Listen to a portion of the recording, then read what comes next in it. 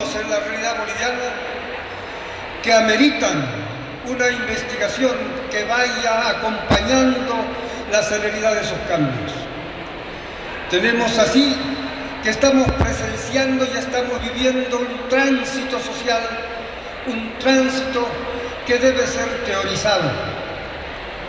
Ayer se publicaba justamente el nuevo pronóstico del Fondo Monetario Internacional que eleva su proyección respecto al crecimiento del Producto Interno Bruto para este año 2017, de 4 a 4,2. Pero lo más importante es que mantiene a Bolivia a la cabeza en cuanto a la tasa de crecimiento económico de los países de la América del Sur. Deseamos que, transcurridos estos 2 días, todos los participantes tengan la sensación de que valió la pena asistir a estos debates porque saldrán enriquecidos en el conocimiento de la economía y la política boliviana. Les damos la bienvenida a todos. Gracias. Y es en esta oportunidad que los economistas de Bolivia vamos a analizar el caso boliviano. ¿Por qué la economía boliviana durante estos 11 años ha tenido un repunte importante? Si hacemos una comparación con los resultados que nosotros hemos tenido al margen de esas medidas, los resultados son tremendamente exitosos. El resultado: carreteras, infraestructura, equipamiento y principalmente recursos para las universidades. Las universidades que de alguna manera también nos hemos beneficiado con el resultado positivo de la economía, ha permitido que nosotros nos constituyamos en la primera universidad del país. 105.000 estudiantes y todavía con un proyecto importantísimo de desarrollar a través de la educación virtual y dar una mayor oportunidad a más estudiantes, no solamente de la ciudad, sino también de las provincias, para que puedan formarse a través de nuestro sistema educativo. Muchas felicidades por este evento y desearle de que sea un evento exitoso. Muchas gracias a nombre de nuestra universidad.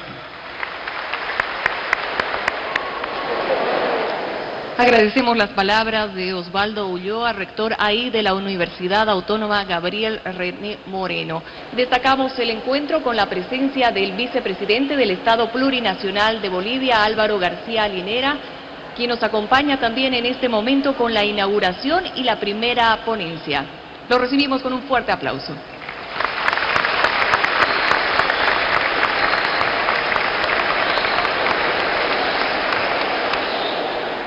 Muy buenos días a todos. Saludo muy respetuoso a cada uno de los estudiantes de las distintas carreras que se han hecho presentes hoy acá en este hermoso escenario. Saludar a nuestro presidente del Banco Central, compañero Pablo, al rector de la universidad, Gabriel René Moreno, a la decana de la facultad, al vicedecano, a representantes de la Asociación del Pensamiento Económico Latinoamericano, APEL, a los expositores, y por supuesto con mucho cariño y muy alegre de saludar a nuestro exministro de Economía, Luis Arce, de quien es uno de los artífices de varias de las cosas que nosotros vamos a exponer ahora y de quien hemos aprendido mucho. Un gusto verte, Luisito, y que los estudiantes te expriman todo lo que pueda estos días, porque hay mucho de tu conocimiento y de tu experiencia. Vale la pena sacarle el jugo al ministro estos días. Yo lo secuestraría, le haría decir todo lo que sabe y luego ya lo botaría a La Paz. Agradecer a nuestro presidente del Banco Central que nos ha invitado a hacer esta presentación inaugural. Y para la presentación inaugural quiero partir de este cuadro. Es un cuadro que ha sido publicado el día lunes por el Fondo Monetario Internacional. Es una publicación que la pueden encontrar en internet sobre el estado de la economía mundial y dedica un capítulo al estado de la economía latinoamericana y ahí desagrega por países. Y quiero comenzar con este cuadro porque me parece la mejor llegada para interrogarnos respecto a lo que está pasando en Bolivia. Aló. Ahora sí. Este es un cuadro del Banco Mundial que estudia el crecimiento de la economía de todos los países del continente latinoamericano, desde Canadá hasta Chile, cómo ha estado su economía en el año 2016 y cómo calculan que va a estar el año 2017. Fíjense, espero que se vea desde allí atrás. Estoy acá con el cuadro 2016 y el cuadro 2017 del crecimiento económico. Colocan Estados Unidos, crecimiento 2.2 para el año 2017. Canadá, crecimiento 3%. México, crecimiento 2%. Brasil, crecimiento 0,7%. Argentina, crecimiento 2.5%. Colombia, crecimiento 1.7%. Venezuela, crecimiento menos 12%. Chile, crecimiento 1.4%. Perú, crecimiento 2.7%. Ecuador, crecimiento 0,2%. Y aparece Bolivia. Aparece Bolivia con el crecimiento de 4.2%. Luego está Uruguay, crecimiento 3.5%. Paraguay, crecimiento 3.9%. En promedio el Caribe 2.8%. Claramente el 2017, la economía que más va a crecer para el Fondo Monetario Internacional es la boliviana, 4.2%. Por encima del crecimiento de todos los países de América Latina, el Caribe y Norteamérica. Pero lo mismo sucedía un año anterior. Este es el año 2016. Ya no es el pronóstico, sino lo que sucedió. Y nuevamente Bolivia aparece en primer lugar. Y el día de ayer, como decía nuestro presidente del Banco Central, el Banco Mundial ha sacado otro pronóstico. Es un informe del día de ayer, es un informe periodístico, que dice Bolivia va a ser el país que más va a crecer el año también 2018. ¿Qué explica esto?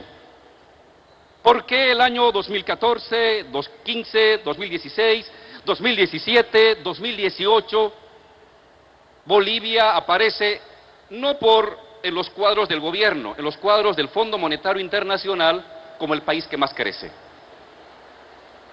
Entonces, me he hecho esta pregunta. ¿Por qué la economía boliviana crece más que el resto de América Latina? ¿Por qué? ¿Qué estamos haciendo los bolivianos para crecer más que América Latina? Y como segunda pregunta de investigación, ¿ese crecimiento es sostenible? ¿Ese crecimiento va a durar? ¿Ha sido una suerte de principiante? ¿Qué ha pasado? ¿Por qué crece y si va a seguir creciendo? Eso es lo que quiero responder el día de hoy. La clave para responder por qué crece es darnos cuenta cuáles son las características de la economía boliviana, cuáles son sus fundamentos, cuáles son sus bases. Yo se las resumo en 5 y voy a exponer luego cada uno de estos 6 puntos, El primer punto, retención del excedente económico. Es decir, en estos 6 puntos les resumo lo que yo considero que es la clave de la economía boliviana. Primero, retener que el excedente, que la riqueza del país no se vaya, que se quede en el país. Primer punto. Segundo, redistribuir y ampliar mercado interno. Luego explico qué significa. Tercero, creciente inversión estatal. Cuarto, elevado ahorro interno. Quinto, articulación del capital bancario con el capital productivo. Y sexto, diversificación económica. Veamos los datos. Retención del excedente económico. Retención del excedente económico, en otras palabras, el tema de la nacionalización. ¿Qué pasaba antes? Se generaba riqueza en el país, pero los dueños de esa riqueza era Brasil, era Francia, era Inglaterra, era Canadá, era Estados Unidos, y entonces el excedente económico tenía que irse donde están los dueños de la riqueza. Se generaba riqueza internamente, pero se iba para afuera. Nacionalizar es retener la ganancia en el país. Que lo que se genera como ganancia se reinvierte en el país. Eso se llama nacionalizar. Veamos el primer dato de hidrocarburos. Esta cifra la dan las empresas petroleras, no la doy yo. Este es un cuadro de las empresas petroleras, donde dicen de la torta hidrocarburífera, del gas y del petróleo, el 78% se queda con el Estado, el 15% con las empresas de servicios y el 7% con las microempresas de servicios, por lo general bolivianas, que hacen servicios a Repsol, a Petrobras, a Total, a Shell o a Gazprom. ¿Qué ha significado esto? Que del total del dinero que genera hidrocarburos, del total, del 100%, entre el 85 y el 92% se queda en el país. Y aproximadamente entre el 15, el 12, el 10 o el 8% se va hacia el extranjero. Esta es la primera medida. ¿Qué ha significado? Que los ingresos del gas y del petróleo han aumentado notablemente para el Estado boliviano. Estas son las cifras, son cifras oficiales. Yo voy a dejar los datos para disposición de ustedes. En resumen, desde el año 2000 hasta el año 2016, por el gas han entrado cerca de 37.000 millones de dólares. Desde los tiempos de la nacionalización, este es el cuadro 2006, fíjense cómo sube, 1.400, 1.500, 2.100, 2.000... ¿Me puede pasar mis lentes? 2.100, 2.200, 2.900, 4.200, 5.400, el petróleo subió a $100 el petróleo, el barril, baja luego 5.400, 3.800, 1.700, 1.700 el 2016 y calculamos ahora que el petróleo ha subido de promedio $40 a 50, los ingresos de YPFB van a ser cerca de 2.700 millones de dólares de la renta petrolera.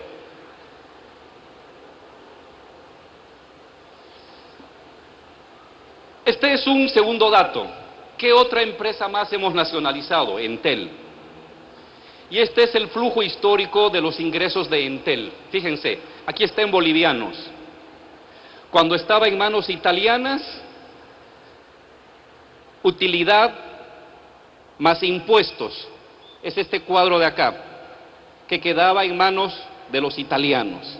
Se nacionaliza el año 2007 y a partir de entonces este es el cuadro de la utilidad y los impuestos. Suman la utilidad y los impuestos, es lo que retiene el Estado.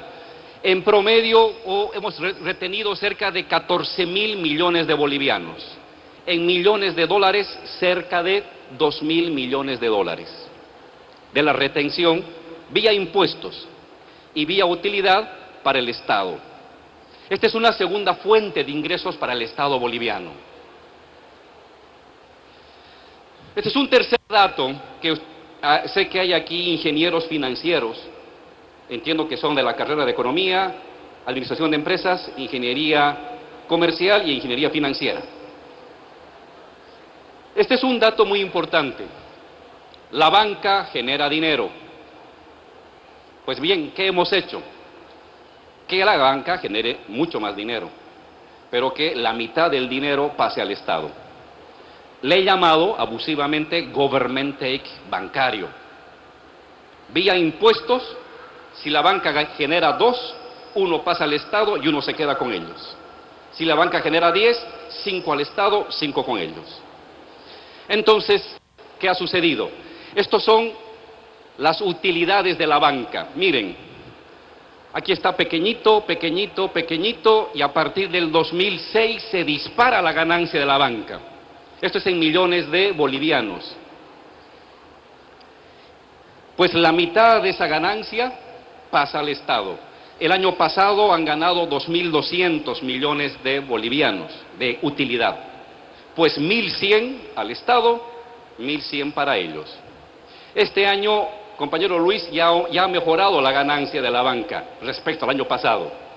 Entonces, fíjense, mejora la utilidad de la banca, pero la mitad de esa utilidad pasa al Estado. Es decir, para hacer carreteras, para hacer fábricas, etcétera.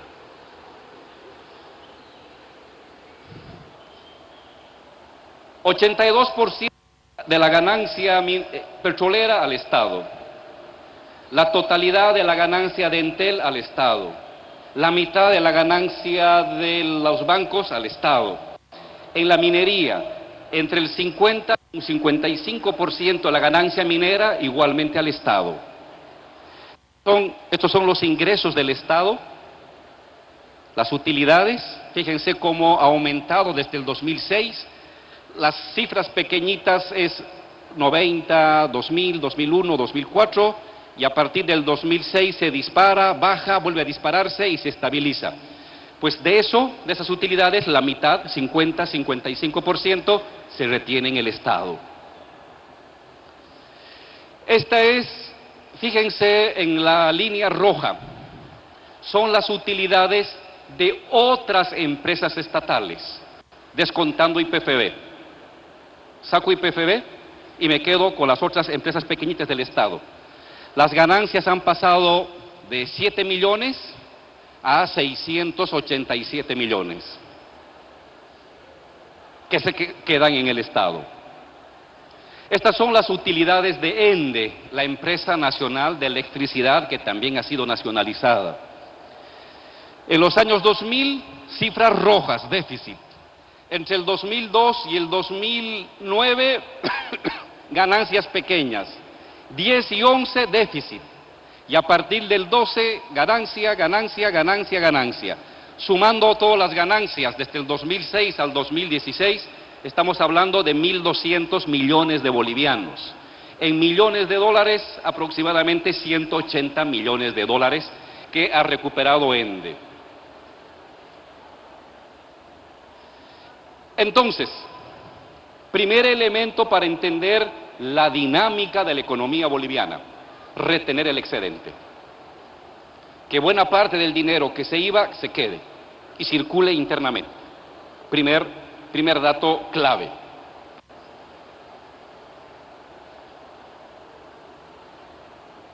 Segundo pilar del modelo económico, redistribuir esa riqueza, redistribuirla. Este es un gráfico muy bonito del PNUD, del Programa de Naciones Unidas para el Desarrollo, y muestra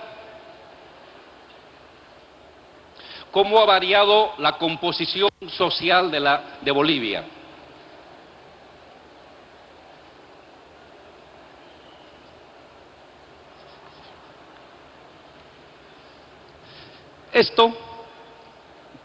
Esta columna tiene 4 bloques. El de más arriba son los más ricos.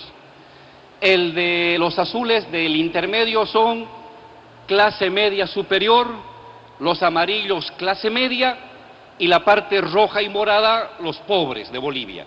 Esto es en los años 97.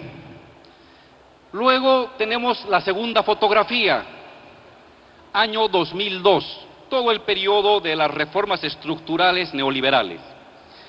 Fíjense, el número de pobres, de los puntitos de los pobres, aumenta del 87 al 2002. Los pobres aumentan. La clase media, amarilla, se mantiene. La clase media alta disminuye y los ricos se mantienen. Esta es una gráfica de Naciones Unidas. Ahora comparen esto con lo que ha sucedido. Esto es una gráfica ya del año 2013. Fíjense, todo este bloque morado y rojo de pobres y extremadamente pobres disminuye notablemente. Se reduce casi a la mitad.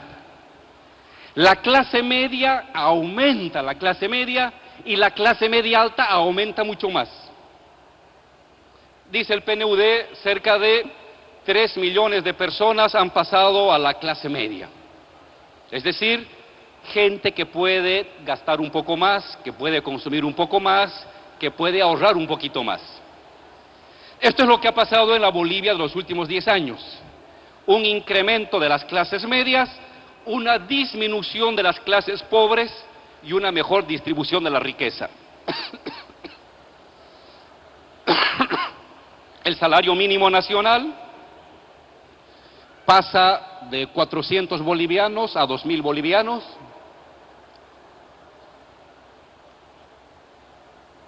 Somos uno de los 4 países del mundo que tiene una cobertura del 100% de pensiones, junto con Suecia, con Dinamarca, con Reino Unido, que tienen la cobertura del 100% de las personas con pensiones. El 47% de la población boliviana recibe algún tipo de beneficio social, o renta dignidad, o bono Juancito Pinto, o bono Juana Zurduy. La inversión en el ámbito de salud, que es la línea azul, pasa del 16% al 28%. La educación incrementa de 3.000 millones a 21.000 millones.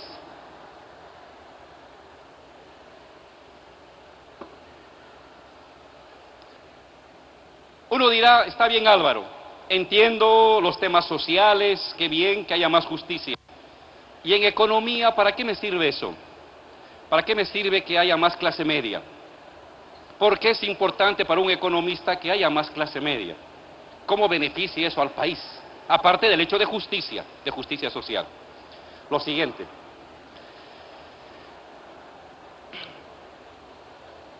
A ver, ya no me hace caso.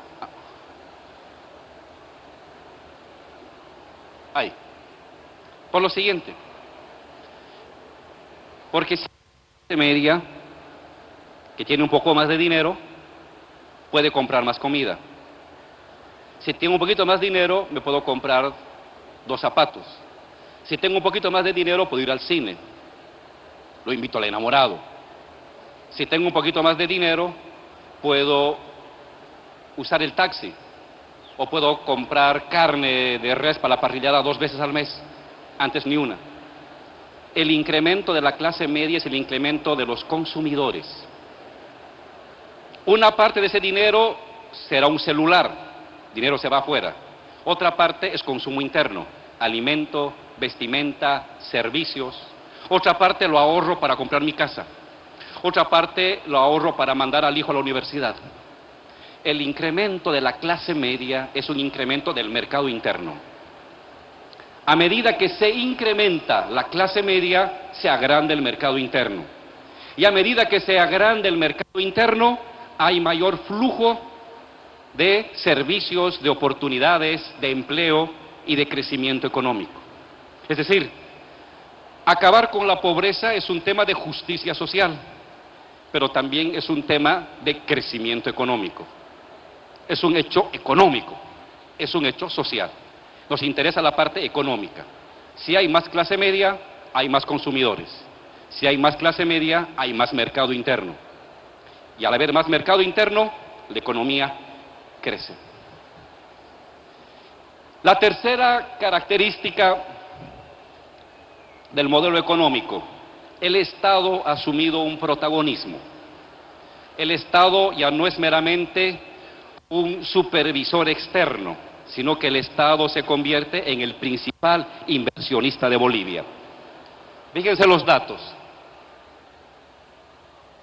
Estos son los cuadros de la inversión estatal. En rojo, la inversión del Estado boliviano no llegaba a 600 millones en los años 2000. A la mano derecha ven cómo va subiendo la inversión estatal. Para este año 2017 está calculado una inversión del Estado de cerca de 7.400 millones de dólares. Es mucha plata. 7.000 millones era lo que medía Bolivia el año 2000. Todo eso medía Bolivia, su economía. Hoy esos 7.000 es lo que solamente el Estado invierte. Aparte la empresa privada, aparte el inversor extranjero, aparte la familia, aparte los amigos, la actividad campesina, agraria, agropecuaria, aparte. Esto es solamente la inversión del Estado. Entonces fíjense, la inversión del Estado pasa de 600 a 7.000. ¿Qué significa eso? Que el Estado se ha convertido en el principal motor de la economía de Bolivia, en la principal fuente de generación de inversiones.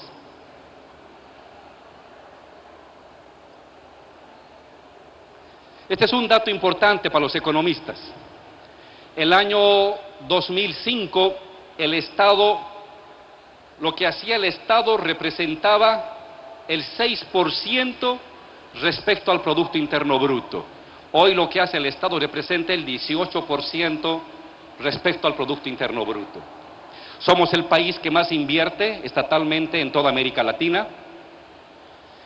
Y este es un dato de Luis Arce muy bonito que yo se lo he robado. De esta inversión que hace el Estado, ¿cuánto viene de inversión de crédito y cuánto viene de recursos propios? La línea roja es lo que recibimos de crédito externo. La línea azul, lo que resulta de recursos propios. Y fíjense, el año 2004, los créditos externos representaban el 66% de nuestra inversión. Es decir, en términos de gestión de gobierno, había que ir a pedir limosna al Banco Mundial y al Fondo Monetario para invertir en algo.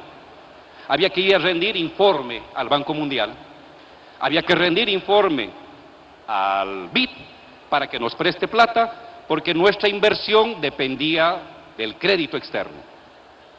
Hoy es al revés, el 78% de lo que invierte el Estado son de recursos propios y un 20-22% es de lo que recibimos de crédito. Nos dicen, oye Álvaro, ¿y por qué hay tanto crédito chino? Hay crédito chino, hay crédito de la CAF, hay crédito del BID, hay crédito del Banco Mundial, de muchos. Pero todo ese crédito no llega al 20% de la inversión estatal. El 80% son con recursos propios. Y esto te permite un margen de soberanía. Un margen en el que si quieres le hablas bien al Banco Mundial, si quieres lo mandas al demonio. No dependes del Banco Mundial. Si quieres le hablas bien al Fondo Monetario Internacional y si quieres no le hablas bien. No tienes que hincarte, no tienes que rogar, porque buena parte de lo que estás haciendo como país viene de tus ahorros, de tus recursos.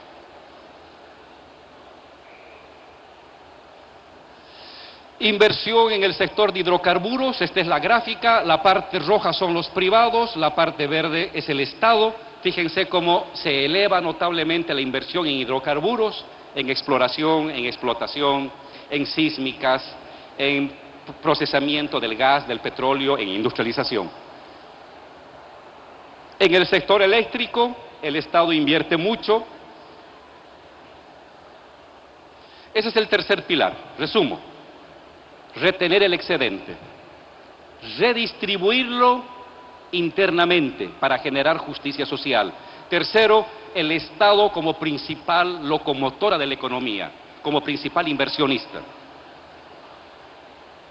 Cuarto, ahorro interno. Esta es la gráfica de la banca. Este es el dinero que hay en los bancos. Fíjense, en los años 80, 90, no se ve, No se ve el ahorro. La gente no confiaba en la banca. La gente prefería guardar su dinero en su cuarto, o no tenía, o debajo de su colchón, o en el chanchito, ahí prefería. La cifra roja es el crecimiento en los años 2000, 2001, 2003. Llega hasta 3.800 millones de dólares en la banca, en los bancos privados. Esto es puro banco privado. Y la parte azul es hasta el último dato que me ha mandado el presidente del Banco Central. Este es el dato, si no me equivoco, del 8 de octubre. En la banca hay 25.000 millones de dólares. 25.000 millones. No estoy hablando de bolivianos, sino de dólares. Significa que la gente está ahorrando. La gente ahorra 100 dólares, ahorra 500, ahorra 1.000 y lo mete a la banca. Le parece más útil meterlo a la banca.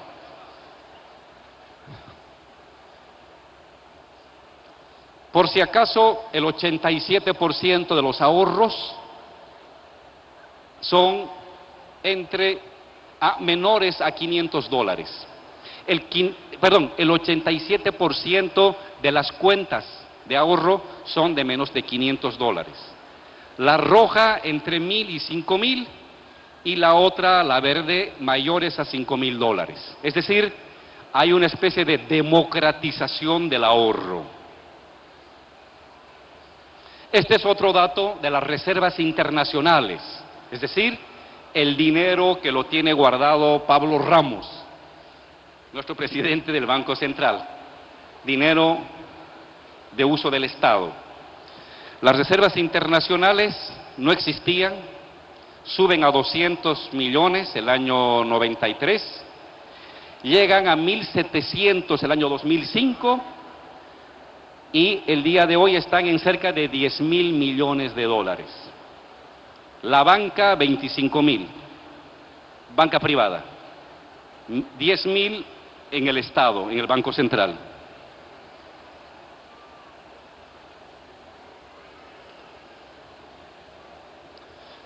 Una tercera fuente de ahorro privada de ustedes o de sus padres es el dinero que depositamos en las AFPs. Si entran a trabajar a una empresa, le pagan 10.000 bolivianos, te descuentan el 12%, el 11 punto algo. Y eso pasa a la AFP para cuando seas mayor y te jubiles. Ese dinero es tu dinero, está guardado. No está ni en la banca ni en el Estado, es tuyo. Esas son las AFPs. ¿Cuánto dinero hay ahí? Cerca de 14.000 millones de dólares. 14.000 millones de dólares.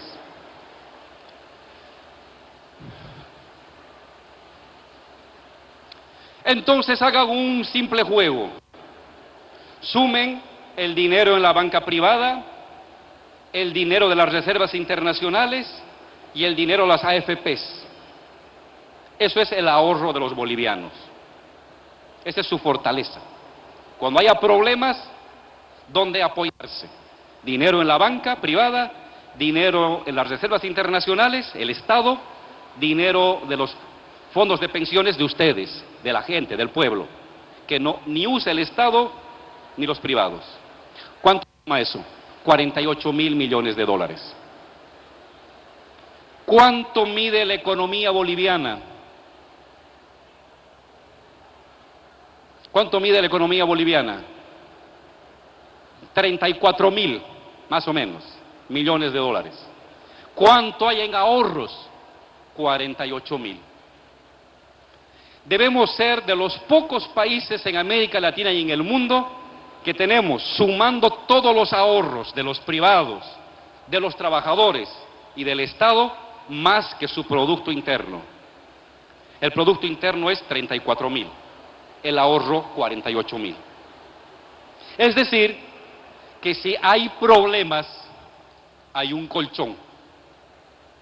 Que si hay algún efecto, un shock externo que nos afecta, claro que nos afecta. Si bajan los precios, nos afecta. Si baja el precio de la soya, nos afecta. Si baja el precio del petróleo, nos afecta. Eso es un shock externo. ¿Cómo resistimos? Con este colchón, con esta coraza. no nos salva del shock, ayuda a atenuar los efectos del shock.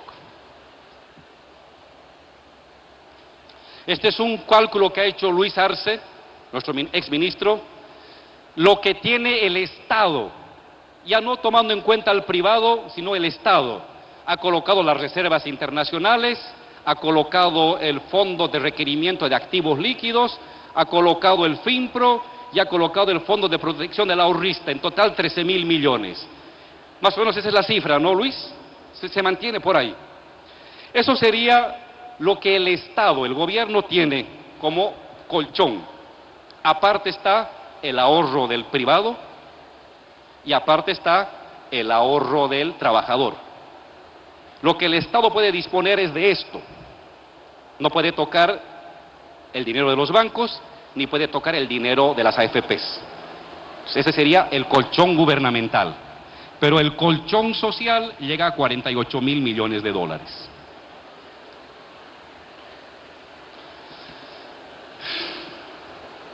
Primera base del modelo económico: retener el excedente, las ganancias en el país. Segunda, redistribuirlas. Tercera, promover el ahorro interno. Cuarto, vincular. Quinto, ¿ya estamos? ¿Cuál me he saltado? El mercado interno. Quinto, vincular el dinero de la banca con el dinero del productor. ¿Qué pasaba antes? Uno ahorraba en la banca, compañero ponía $1.000 en la banca, y el otro 1.000 y otro 2.000. Ese dinero de la banca, el banquero lo presta. ¿A quién lo prestaba? Al comerciante, porque el comerciante generaba más rápido la devolución del dinero. Le prestaba, digamos, al 20%. ¿Qué hacía el comerciante? Se iba a Iquique, compraba carros, compraba ropa usada y la traía. El ahorro de él, de los bolivianos, aparecía yéndose a mejorar la economía de Chile, o la economía de China, o la economía de Miami, o la economía de del otro lado de Puerto Suárez, la economía de Corumbá, la economía de Corumbá. ¿Por qué? Porque el dinero de la banca se vincula al comercio, y el comercio es fundamentalmente traer cosas de afuera. ¿Qué hemos hecho?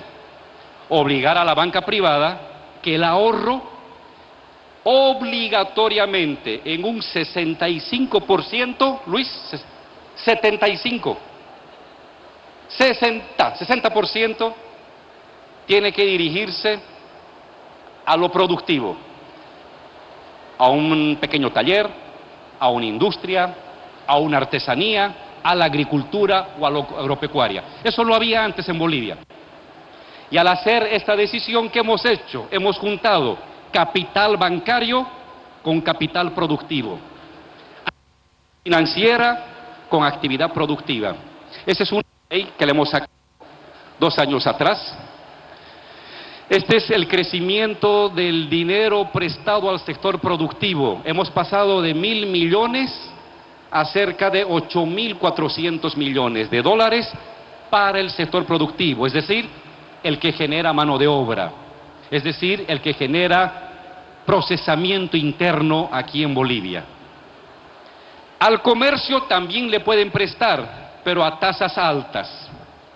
Para el sector productivo y para la vivienda, a una tasa fija máxima del 6%. Al comercio, al 10, al 20, a lo que quieran. No controlamos eso. Sí controlamos el crédito al sector productivo y al de la vivienda. Si puede ahorrar, construya su vivienda. Recomendación: construya su vivienda. El crédito es barato ahorita. 6%, $100.000 para pagar en 15 años. La inflación es 5%. ¿Cuánto es en verdad tu interés? 1%. Porque la inflación se lo come parte del interés. Tú en verdad estás pagando 1%, 1.5% por el crédito de vivienda. Haz tu ahorro, si tienes la familia, invierte en vivienda. Funciona, funciona.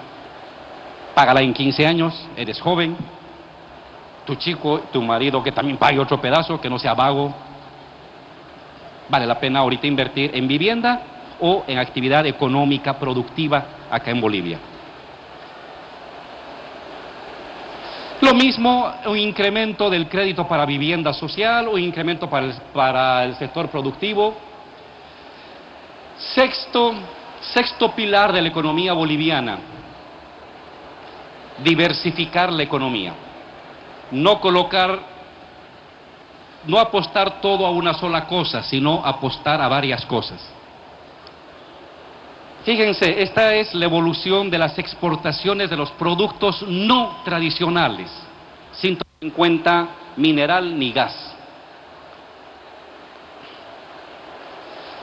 Tradicionales y no tradicionales. Hidrocarburos es el verde, que ha bajado el precio de 100 a 26 dólares, llegó el año 2016.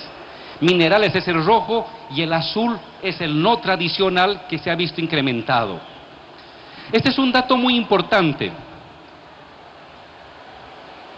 Hace 35 años, la parte no tradicional de nuestras exportaciones, tradicional, gas, minerales, representaba el 95% de las exportaciones. Hoy representa el 72%. Debería bajar a un 50%, pero somos un país que ha ido ampliando y diversificando gradualmente, lentamente, sus exportaciones. Fíjense el B, productos no tradicionales. Representaban el 5%, ahora representan el 25%. Deberían llegar a un 50%, para no depender de dos productos, minerales y gas, en exportaciones. Esta es la evolución de las exportaciones mineras. Fíjense cómo se han incrementado las exportaciones mineras. Este es el incremento de la producción, fundamentalmente Santa Cruz, de la tierra. Hemos pasado de 2.4 millones de hectáreas a 3.6 millones de hectáreas en un lapso de 11 años. Hemos incrementado casi 1.200.000 hectáreas, lo que representa el 50% de todo lo que se producía en 180 años previos. Evolución en volumen de los cultivos, hemos pasado de 11 millones a 17 millones. Producción avícola se ha incrementado por 3. La fuerza manufacturera del Estado, que era nada, se ha incrementado 200 veces, casi 300 veces. Pilares del modelo económico: retener el excedente, redistribuirlo, ampliar mercado interno, vincular sector financiero con el productivo, promover el ahorro interno y diversificar la economía. 5 pilares. 5 pilares. Hay muchos más, pero para mí esto resume lo principal de lo que se ha hecho estos últimos 11 años. Algunos resultados que los voy a pasar rápido para no aburrirlos. Crecimiento del PIB, promedio 5% frente al promedio anterior del régimen de libre mercado del 3%. Crecimiento de la economía, hemos pasado de 9.000 millones de dólares a 34.000 millones de dólares. Hemos multiplicado por casi 4 veces en 10 años. Todo lo que se hizo en 180 años llegó a 9.000. Todo lo que hemos hecho en 11 años ha pasado a 34.000. El ingreso per cápita pasa de $900 a 3.000 dólares. Desempleo cae del 8% al 4%. Deuda pública, este es un tema importante. Se dicen, oigan, está bien, está creciendo la economía, pero nos estamos endeudando. No es cierto. La cifra roja, esta es la gráfica de la deuda, lo que debemos al extranjero. En porcentaje de la economía, llegamos al 99%, el peor año, el 87%. El año 2005 llegamos al 52, es decir, del total de la economía, o respecto al total de la economía, debíamos el 50% a bancos extranjeros y a países extranjeros. Ha caído al 20%. Es una deuda manejable. Te colocan en luz amarilla cuando pasas el 40 y cuando llegas al 80 estás en luz roja. Cuando estás menos del 40% estás en luz verde. Bolivia está en el 20% de endeudamiento respecto al tamaño de su economía. Es una deuda sana, es una deuda manejable, es una deuda que te permite tomar decisiones sin asfixiarte. Este es un gráfico que yo lo he hecho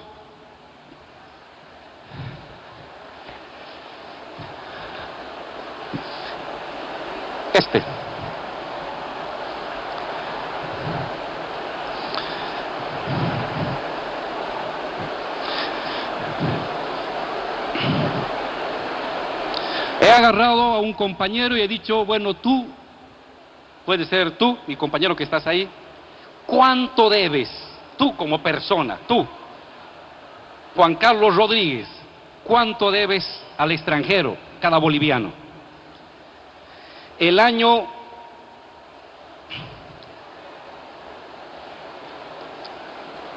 2005 debías 540. Ahora debes 600, más. Pero el año 2005 tus ingresos eran 1000.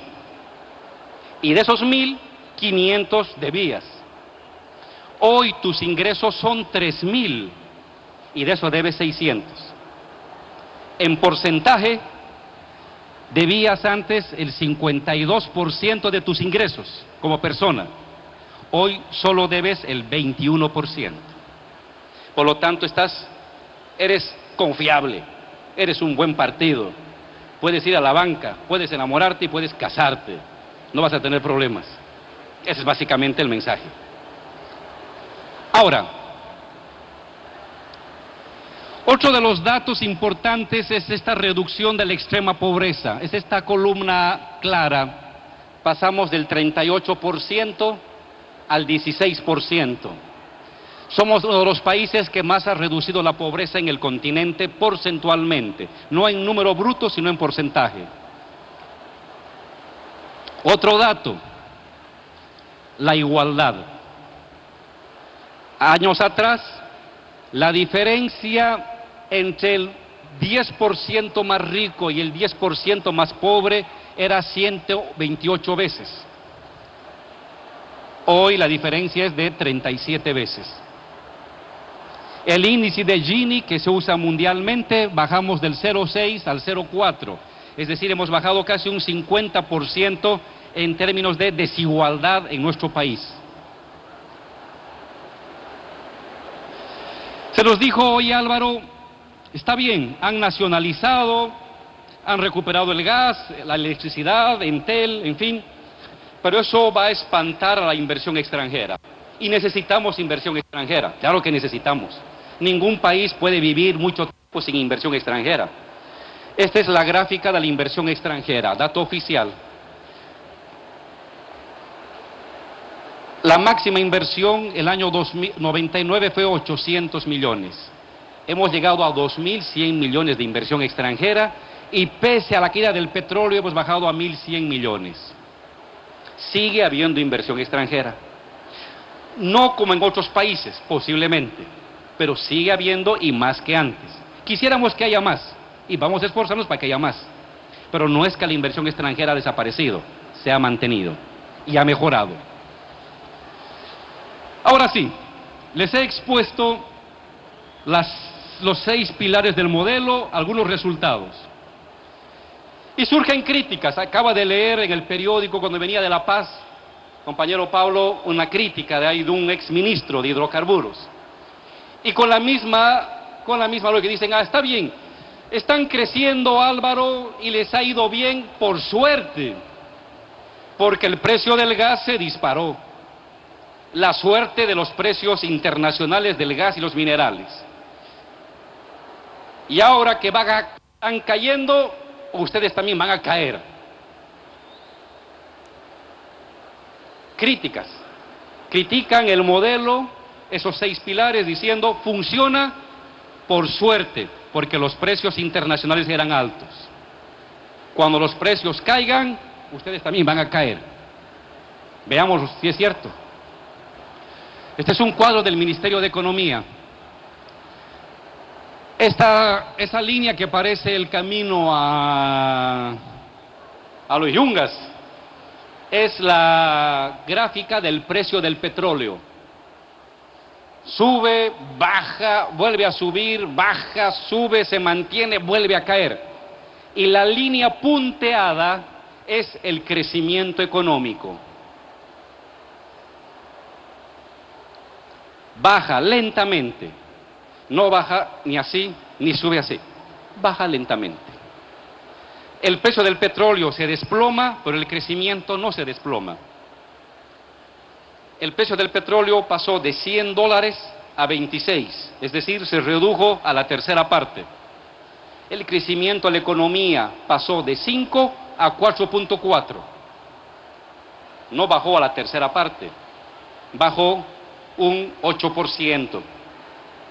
Es decir, la economía boliviana es influida por el precio internacional, pero no depende directamente del precio internacional. Nos afecta, pero no directamente.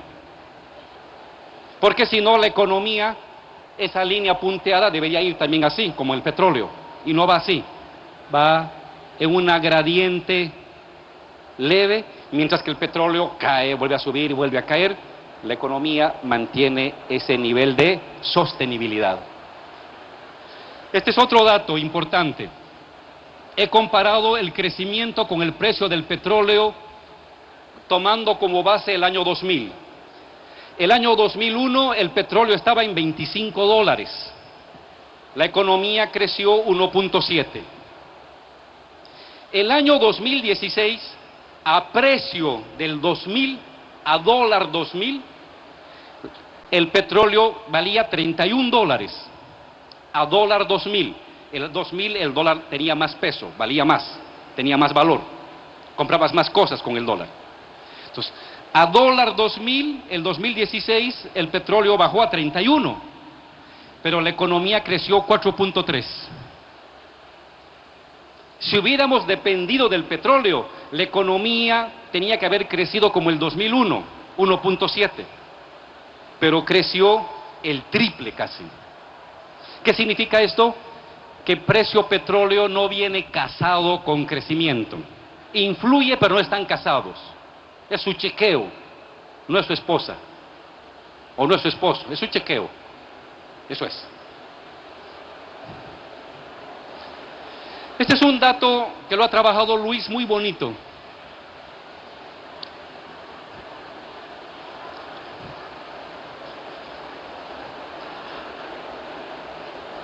¿Qué mueve la economía boliviana? Lo rojo es el mercado interno. El verde es el crecimiento y lo azul son las exportaciones. Fíjense, año 2005. Crecemos fundamentalmente por demanda interna y un poco por exportaciones. Caen las exportaciones del 2008, caen las exportaciones, son negativas, pero la economía crece, ¿gracias a qué? Al mercado interno. 2016, crecemos gracias al mercado interno. Caen las exportaciones, el efecto de las exportaciones nos hace retroceder porque cae el precio del gas y los minerales, también cae el precio de la soya. Nos hace retroceder. ¿Pero por qué crece la economía? Por el papel del mercado interno, del consumo interno.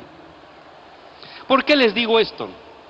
Porque a veces les enseñan en economía, en la visión, como la ha llamado nuestro presidente del Banco Central, convencional, que un país tiene que depender de las exportaciones, hay que exportar o morir. No es cierto. Si exportamos harto, qué bien, mejor. Pero a veces exportamos harto y a veces exportamos poco. Y un país no puede depender del temperamento del gas ni del temperamento del mineral. Tiene que tener su propia base. ¿Cuál es su propia base? Mercado interno. ¿Por qué hemos crecido más que Chile? ¿Por qué hemos crecido más que Argentina? ¿Por qué hemos crecido más que Brasil? ¿Por qué hemos crecido más que otros países? Por la dinámica del mercado interno. Sin mercado interno estaríamos como otros países. Si hubiera habido buen precio del petróleo, estaríamos creciendo 8%. Cayó el petróleo, cayeron los minerales, cayó la soya, pero la economía siguió creciendo. ¿Por qué? Por el mercado interno. Entonces, ¿cuál es la enseñanza? Hay que tener dos pies. Apostar a más exportaciones, a abrir más mercados, a darle más dinámica a la economía exportadora, pero a seguir potenciando el consumo interno, el mercado interno. El mercado interno es el que nos ha salvado. El año 2011, 2013, 2014 y 2016. ¿Quién nos ha salvado a Bolivia? El mercado interno, el consumo interno. Este año va a mejorar las exportaciones. ¡Qué bien! El siguiente año van a mejorar más. ¡Perfecto! ¡Qué bien que mejoren las exportaciones y que haya mejor precio del gas! Pero es el mercado interno el que nunca uno tiene que abandonar. Su crecimiento es el que sostiene la economía boliviana. Segunda crítica. Dice Álvaro, está bien, están creciendo, ya no es suerte, aunque algunos comentaristas van a seguir con esa sonajera, precios internacionales. Este es el ejemplo de que no dependemos de los precios internacionales.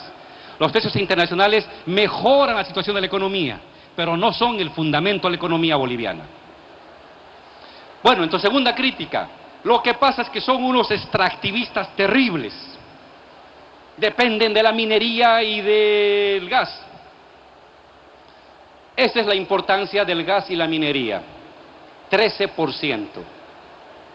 Si fuéramos un país extractivista, la palabra se ha puesto de moda, minería y gas debería ser el 80%. País depredador, extractivista. Pero no. El extractivismo, sacar las cosas, mineral y gas, representa el 13% de la economía boliviana. Manufactura 19%, electricidad 2%, construcción 5%, comercio 9%, transporte 13%, financieros 14%, administración pública 11%, agricultura 13%. La parte extractivista de nuestra economía es el 13%. No somos un país profundamente extractivista.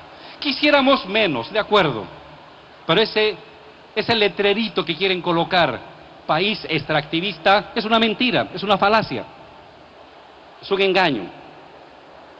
Hay que esforzarse para que la manufactura llegue a un 25%, para que otro tipo de servicios crezcan, perfecto, ningún problema, pero no somos un país extractivista.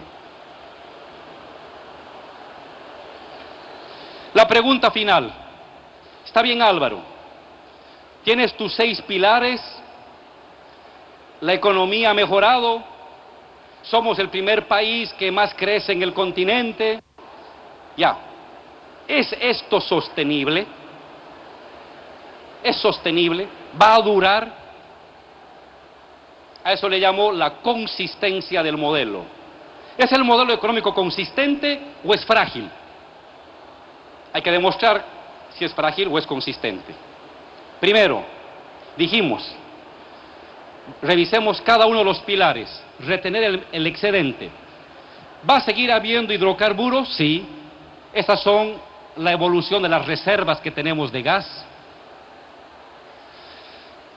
El año 2013 teníamos 10 trillones, hemos gastado por año aproximadamente 0,7 trillones. Para el 2016 tenemos aproximadamente otros 10 trillones. Hemos consumido, pero hemos repuesto reservas. El gas nos ha beneficiado, perfecto. ¿Sigue habiendo gas? Sí, sigue habiendo gas. Lo probado son otros 10 trillones. Y vamos a seguir invirtiendo para probar, encontrar más reservas. Pero esto nos garantiza que el 2018, 2019, 2020, 2021, 2022, 2023, 2024, a un consumo de 0,7 por año, 10 a 12 años tenemos gas. Sin que descubriéramos nada nuevo, hay para 12 años. Y seguro que en los siguientes meses vamos a encontrar nuevos campos de gas. Por lo tanto, la idea de retener el excedente funciona, es consistente. Vamos a seguir reteniendo el excedente gasífero. Vamos a seguir exportando gas y generando ingresos por el gas.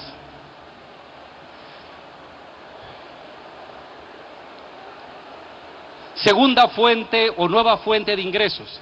Este es el dato de inversión en electricidad. Hemos metido mucha plata en electricidad para que toda la gente tenga electricidad en su casa, en su actividad productiva, en su comercio, pero ante todo porque queremos exportar exportar electricidad. Ya exportamos gas, ya exportamos GLP, también queremos exportar electricidad. Te genera más dinero. Les doy el siguiente dato. Si tú exportas gas, te pagan $5 por 1 millón de BTUs. Si exportas urea, te pagan $6,5 por ese volumen de gas convertido en urea. Si exportas electricidad, te pagan $8 por ese volumen de gas convertido en electricidad. Es más negocio exportar electricidad, luego exportar urea o plástico y luego exportar gas. Entonces, en la medida en que vayas exportando otras cosas, va mejorando tus ingresos.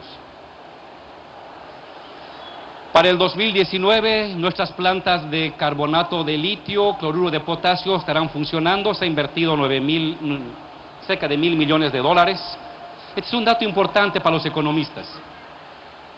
Hemos dicho, buena parte del modelo económico se sostiene sobre la dinámica del mercado interno. Hemos bajado de 37 a 19, la pobreza extrema, más clase media. Todavía tenemos este 18% a cero. Ese es todavía un combustible del mercado interno. Es decir, tenemos como unos 5 años de creciente ampliación de la clase media. Cuando desaparezcan los extremadamente pobres, este combustible del crecimiento en base al mercado interno va a detenerse. Pero todavía los siguientes 5 años tienes en la reducción de la pobreza un combustible, primero de igualdad, de justicia, pero también de motor económico. En este caso, lo social está vinculado a lo económico. Cuanta más clase media nueva hay, más consumo interno hay. Entonces, este es todavía para nosotros un motor de sostenibilidad de este pilar de crecimiento del mercado interno en base a la reducción de la extrema pobreza. Inversión estatal, rápidamente. En petróleo vamos a invertir cerca de 12.000 millones hasta el 2020. En electricidad cerca de 5.800 millones en termoeléctricas, hidroeléctricas, plantas solares, plantas eólicas. En minería cerca de 2.200 millones, en carretera cerca de 9.000 millones, en salud cerca de 2.000 millones, en centro de investigación atómico para medicina cerca de 300 millones. Es decir, la planificación del papel del Estado como principal inversor va a mantenerse. Y tenemos este colchón. Nuestra deuda externa es apenas el 20%. Tenemos todavía un colchón para, si es necesario, endeudarnos o no. Por debajo de 40 está bien. Entre 40 y 80 amarillo, por encima de 80 rojo. Nosotros estamos verde, más que verde, blanco. Ahorro interno. ¿Todavía puede incrementarse el ahorro interno? Sí, simplemente un dato que salió el 1 de octubre. En 2 años salieron del país 1.100 millones de dólares de los paraísos fiscales. Significa que no toda la plata está en los bancos. Hay una plata de los bolivianos que todavía usa fuentes extrañas, raras, los paraísos fiscales, offshore. Hay que regular eso, hay que regular. Es decir, no hemos llegado al tope del ahorro. Estos 25.000 millones en los bancos no es el tope. Todavía hay una buena cantidad de dinero que circula en la economía boliviana que puede seguir siendo parte del sistema de ahorro del sistema bancario. Este es un dato que confirma esto. Diversificación económica, economía del litio, industrializar el gas, ya hemos dado el primer paso con la planta de urea, luego vendrá la planta de plástico, exportación de electricidad, ampliación de la frontera agrícola en Santa Cruz y en Cochabamba, mejora del servicio de transporte, de turismo, de gastronomía, etc. Es decir, hay espacio para la diversificación económica. En síntesis, de los 6 pilares que he mencionado del modelo económico, los 6 tienen todavía donde expandirse. Retener el excedente, redistribuirlo, ampliar mercado interno, mejorar el ahorro, vincular el ahorro con la economía productiva, diversificar la economía. En otras palabras, los 6 pilares tienen consistencia.